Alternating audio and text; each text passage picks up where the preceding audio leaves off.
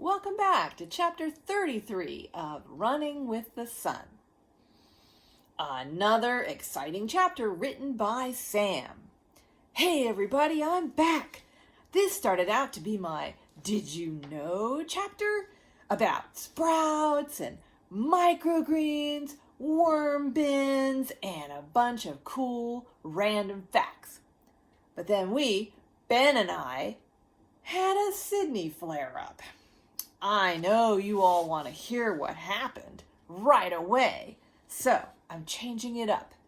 I'll share the other chapter later, so you won't have to be in suspense about the flare-up. And ta-da! I typed this one on our shiny new laptop. Ben and I were in training for the big race. We challenged each other to run all the way down the street and back without stopping 5 times. But remember how Sydney lives down the street? We were in the middle of our 3rd lap when we spotted her coming toward us on her bike. We should have known she would be getting back from school at about that time. Ben and I were both sweaty and panting like puppies by now. Get ready, it's Sydney, I puffed. Let's kill her with kindness, Ben grunted back. What? That's an old saying my dad uses. Just overwhelm her with niceness to the extreme. She won't know what to do. I thought. That's kind of like the friendliness tool May was talking about, except for the kill part. That sounds so violent. Let's cure her with kindness instead, I said quickly because Sydney was closing in on us. Got it, he panted. But when Sydney got near us, she just biked on past. All she did was laser out a few mean beams at us from her eyes. She biked to the other end of the street, and then she turned around. This meant she was coming at us again, just as we ran back around the loop.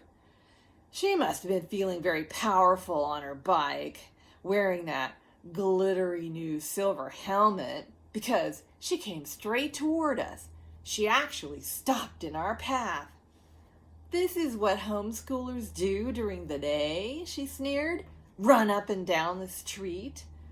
You look just like 2 lab rats in a maze, only sweatier. Ben bowed to Sydney. He was trying to hide a quick wipe of his face on the bottom of his t-shirt.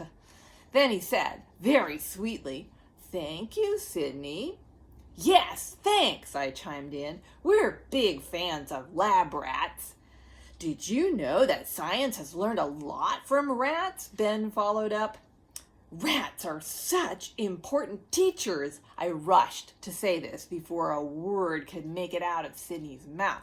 Her face looked like a big billboard for disgust. Then Ben jumped in and invited Sydney to join us in getting in shape for the big race. "I'm sure you could be a front runner, Sydney," Ben said. "You're probably pretty fit already from all your cycling." He took a step forward and stretched his hand out toward her handlebars. "Can I ring your cool bike bell?" "Absolutely not, you little nerd." Sydney swung her handlebars away, but held her ground. "I don't want anything to do with your stupid race. The whole thing is a big scam. My dad has been finding some things out about it." "Oh, please tell us what makes it a scam," Ben said in a super nice voice. "It costs too much more than regular panels," she shot back. "It has to cost more, Sydney," I answered, trying to keep from shouting. "It has state-of-the-art technology." "Yes," Ben said quickly, "it has lots of moving parts. It is high-tech to the max." "My dad says it won't make enough energy to run everything the library needs to power." "That's probably true," I agreed as agreeably as I could. "It is just one unit. Sometimes a roof full of panels can't power 100% of what's in a building. I was getting eager to spring my next did you know fact on her, and even you haven't heard this yet. So, that's why the library is also going to use geothermal power. That will help with heating and air conditioning. We'd only just found out about this. Plus, they plan to buy wind-generated energy through the power company to cover in gaps. A full package of renewable energy. I'm betting they'll win an award for this. Sydney looked like she was starting to sweat a little now, too. But my dad says the warranty on this dumb flower isn't as good as for regular panels. Don't worry about that, Sydney. That doesn't mean it's a scam company or a bad machine, Ben explained. It's still so new. The company can't predict what kind of wear and tear it might get in all the new places it could be used besides just on roofs. That doesn't seem like a very good deal to me, she answered a little more slowly. Between the two of us, we seem to be wearing Sydney down. The library board of directors has done a risk-benefit analysis, I told her, feeling like she had to be impressed by those words. They think it's worth it. Even your aunt thinks it's worth it. That got us another frown, but she didn't have a comeback.